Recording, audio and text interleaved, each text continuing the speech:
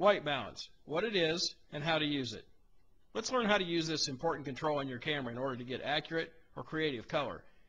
These three images each have a problem. The one on the left is too blue, the one on the top is too green, the one on the right is too yellow.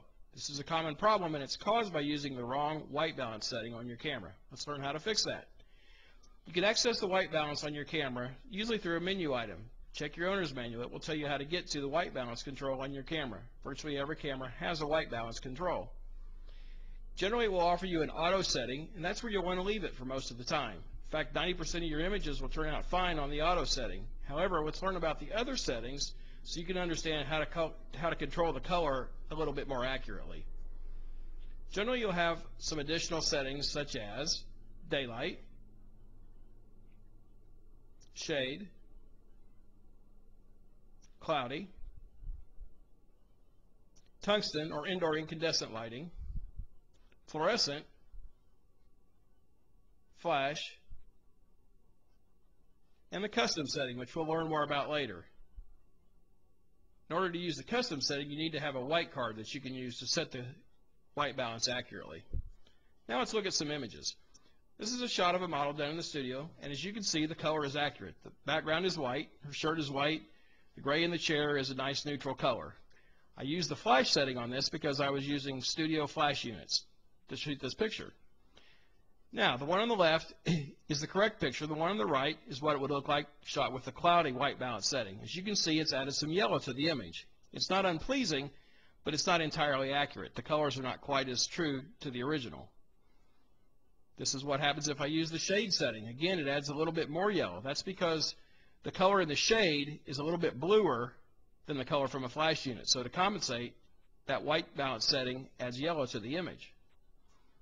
Now this is the strange effect I get if I use the tungsten setting. Since I wasn't using tungsten lights, which have a lot of yellow in them, I get a very blue image. However, if I had shot this under indoor lighting, just with incandescent lights, then that color would be more accurate. And this is the effect I get with fluorescent. Fluorescents are very weak in the red, so this adds a lot of red to the image. Also some blue. As you can see, it's not very pleasing when I'm shooting under strobe units with the fluorescent setting. So if your goal is to have accurate color, you need to pick the white balance setting that's correct for the color that you're using. Again, the auto may work, but depending upon the colors in your subject, it may get thrown off. So your best bet if you want the most accurate color is to use the correct white balance setting for the lighting under which you're shooting your subject. Now let's talk about some creative uses of white balance. This is a sunset shot that I shot with the auto setting on the camera. It's not a bad image, and in fact I kind of like it. The colors are not bad. But let's see what happens if I play around with the white balance setting. If I go to the daylight setting, it adds a little bit of yellow, which I think is a nice effect. It gives me a little bit more of a sunset feel because the sunset is a much warmer color than the noon daylight.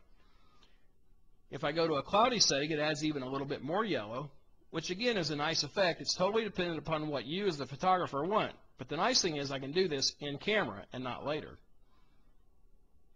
Now if I go to the shade setting, I get even the warmest color. Again, I haven't had to go to Photoshop or any other image editing program. I've simply changed the white balance in the camera to get an effect or a look that I want when I'm shooting the image. This is shot with flash, and it's back to a little bit less of a warm color. Still not bad. It's just a matter of experimentation to see which color I like for this particular image.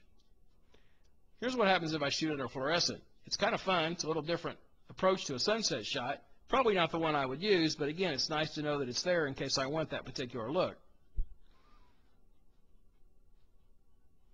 And now we'll see what the image would look like under the tungsten setting.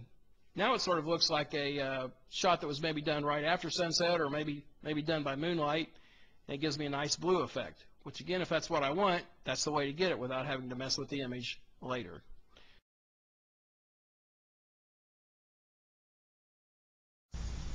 Okay, let's talk about how to do a custom white balance. Here I'm photographing an object, and it's important that the object be the correct color in the final image. So what I'm going to do is I'm going to go to my camera, and I'm going to set my custom white balance. And in order to do this, I have to know, quite honestly, what the procedure is. And so that's going to vary with every particular camera. And here I happen to have my owner's manual, which I always keep with me. So I've gone through and I've read. I find out that what I have to do is actually take a picture of a white card, and we'll do that. And then I'm able to go in and select that image and tell it that I want that to be my custom white balance. Be sure it's set on custom, and then I can actually photograph the object, take whatever pictures I need to take, and then I will know that the color is going to be accurate. Another thing that I can do is actually go ahead and photograph a gray card in the shot so that I have a reference for later to be sure that my color is accurate. Using the custom white balance setting does take extra effort, but it's the best way to get the most accurate color out of your camera. Let's review. You can leave your camera set on the auto white balance setting the vast majority of the time and you'll get good results. This is fine for snapshots and most everyday photos. You can also use some of the other settings to play around with tweaking the color to get the specific effect that you like or to make the color more accurate. But the custom white balance setting is the most important if you really need to get accurate color in your images. Learn how to use it.